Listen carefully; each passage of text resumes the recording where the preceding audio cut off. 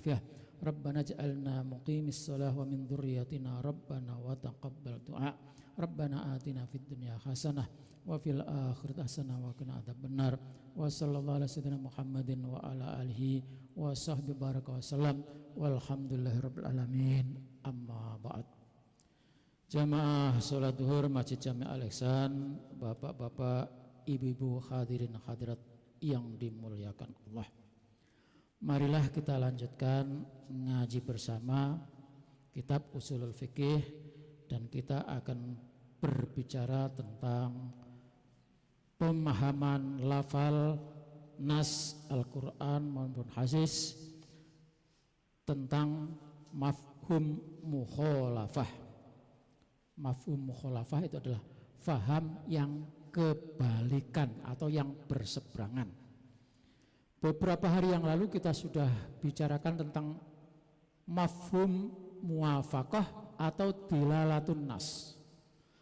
Dilalatun nas atau mafhum muwafaqah adalah adanya sebuah hukum yang disebutkan oleh nas itu, tetapi di samping ada pemahaman yang dipahami dari nas itu, ada pemahaman juga tetapi di luar nas itu. Kita contohkan kemarin, ada firman Allah Subhanahu wa taala, fala taqul lahuma uffin, janganlah kamu mengatakan kepada kedua orang tua. Dari mantuk yang kita ucapkan, yang kita sebutkan nas tadi, ada hukum dilarang mengatakan kepada orang tua. Itu hukum yang kita dapatkan dari nas. Tetapi di balik itu ada hukum yang tidak disebutkan dan paralel dengan hukum yang pertama. Sama hukumnya. Hukum yang tidak disebutkan dan paralel hukumnya sama dengan yang disebutkan. Contohnya, kalau mengucapkan itu dilarang, haram, maka mencubit hukumnya juga sama dengan mengucapkan sama-sama dilarang. Nempeleng juga sama, hukumnya dilarang. Ngeplak juga sama, nonjok juga sama, nendang juga sama. Itu artinya satu hukum disebutkan, tetapi di luar satu yang disebutkan tadi masih banyak yang lain dan paralel hukumnya sama. Itu namanya mafhum muwafaqah. Nah, sekarang kita berbicara tentang mafhum mukhalafah. Amma dilalatun lafzi ala thubuti naqidi hukmil mantuqi lil maskuti anhu, ay an yakunal maskutu anhu mukhalifan lil mantuqi bihi fil hukmi, yaitu adanya sebuah hukum yang dipahami dari kalimat yang diucapkan. Di balik itu ada hukum juga tidak disebutkan, tetapi hukum itu diperoleh dari yang diucapkan tadi, cuma berlawanan hukumnya, berlawanan dengan yang diucapkan. Mafhum mukhalafah kita gambarkan, satu nas ada sebuah hukum jelas dipahami dari nas itu, tetapi di balik yang disebutkan tadi ada hukum yang tidak disebutkan, pasti adanya, tetapi berlawanan dengan yang disebutkan tadi. Ini oleh para ulama disebut mafhumul mukhalif atau dalilul khitab, atau dalil dibalik dari apa yang diucapkan. Wa fi hadzal ma'na yaqulul Amidi, dalam pengertian ini Imam Al-Amidi berkata, wa amma mafhumul mukhalafati, adapun namanya mafhum mukhalafah, faham dari kebalikan yang diketahui tadi, fahuwa ma yakunu madlul lafzi fi mahallis sukut mukhalifan limadlulihi fi mahallin nutq. Ada hukum yang tidak disebutkan, tetapi hukum itu berlawanan dengan hukum yang disebutkan. Langsung saja kita cari contohnya. Contohnya apa Pak Ustadz? Contohnya seperti kemarin kita sudah sebutkan, qauluhu ta'ala wa man lam yastati minkum taulan ayyang kihal muhsanat al mu'minat fa mimma malakat aymanukum. Ini tentang seseorang yang kaya, merdeka, tidak boleh ya, kalau tidak mampu. Saya ulang lagi, orang merdeka itu orang yang bebas zaman dulu, karena hukum merdeka orang yang bebas dengan budak itu beda.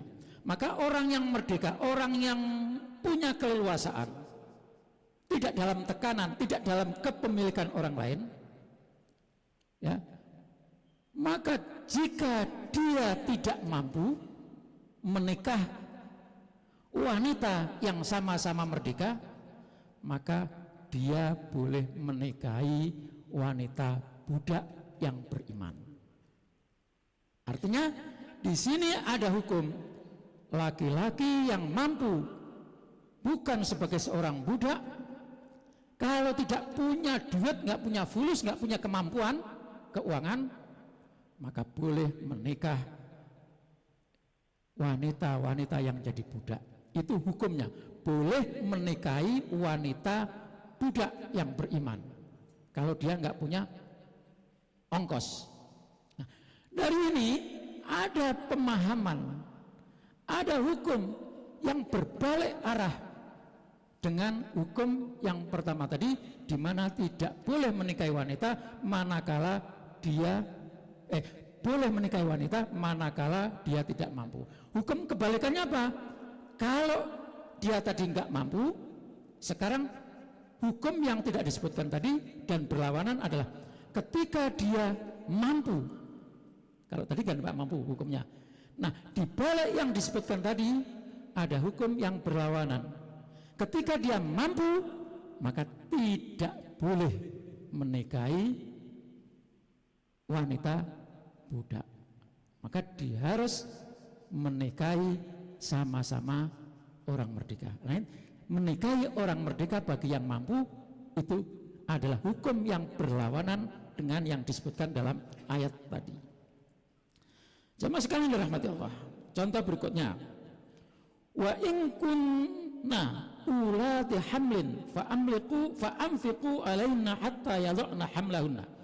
Ini adalah ayat tentang pemberian nafkah bagi wanita-wanita yang dicerai. Seorang laki-laki menikah, tiba-tiba menceraikan atau menceraikan istrinya, di mana istrinya itu ketika dicerai dia dalam keadaan hamil. Nah, hukum pertamanya apa? Afadat hadil ayatul karimatu bidalalatil ibarah wujubun nafaqati lil mutallaqah talaqan ba'inan idza kanat hamilan.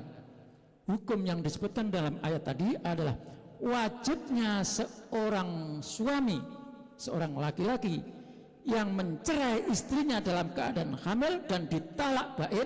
Tolak bain itu tolak yang sudah talak 3. Maka dalam masa itu wajib laki-laki itu memberikan nafkah sampai bayinya dilahirkan. Itu hukum yang terkandung dalam teks atau nas yang diucapkan tadi. Wadalat bimafhumil mukhalafati, di sana ada hukum pemahaman yang sebaliknya dan tidak disebutkan dalam ayat. Apa itu? Alantifai hadzal hukmi inda adamil khabli. Kalau begitu, ketika dicerai dan dia tidak hamil, maka tidak ada kewajiban untuk memberikan nafkah kepada wanita yang dicerai tadi. Jadi hukum yang disebutkan dalam ayat, laki-laki wajib menafkahi istri yang dicerai selama hamil, tapi ketika dicerai tidak hamil, nah ini mafhum mukhalafahnya dia tidak wajib memberikan nafkah kepada wanita yang dicerai tadi. Itu mafhum mukhalafahnya. Kemudian ada lagi firman Allah, wa atun nisaa sadaqatihinna nikhlah fa in tibna lakum an syai'in minhu nafsan fakuluhu hani'an mari'a. Ini ayat tentang pemberian mahar. Afadat al-ayatul karimah, ayat ini memberikan pemahaman bahwa seorang laki-laki boleh mengambil mahar yang sudah diberikan kepada wanita tadi, tentu dengan keridhaan wanita tadi. Jadi kalau misalnya suami menikah sama perempuan sebelum didukhul cerai, maka laki-laki itu boleh meminta mahar yang diberikan kepada wanita tadi. Ini pemahaman ayat yang pertama. Wa afat bimafhumul mukhalafah, dipahami dengan faham yang sebaliknya, hurmatu akhdhi syai'in minal mahri idza lam tarda az-zaujah. Tadi kan persoalan pertama, laki-laki boleh meminta kembali maharnya yang sudah diberikan kepada wanita itu asal wanita tadi ridho. Oke, ambil aja deh. Kan sering itu di tengah-tengah masyarakat, nikah dikasih ini itu, begitu berjalan sekian bulan padahal uang udah kadung banyak diberikan, cerai. Nah, itu boleh meminta maharnya asal wanita tadi ridho. Mafhum mukhalafahnya, kalau tidak ridho, maka tidak bisa mengambil mahar itu. Nah, inilah Bapak dan sekalian, mahar mafhum mukhalafah. Ini sedikit yang saya sampaikan, setidak-tidaknya jemaah sekalian bisa tahu bahwa itulah bagaimana kita memahami teks Al-Quran melalui isyarat-isyarat, melalui pemahaman lafal. Makanya ada bermacam-macam, ada dilalah yang diambil dari isyarat, ada dilalah yang diambil dari kata kebalikan, dan sebagainya. Kurang lebihnya maaf. Wallahu muwaffiq ila aqwamit thoriq. Wassalamualaikum warahmatullahi wabarakatuh.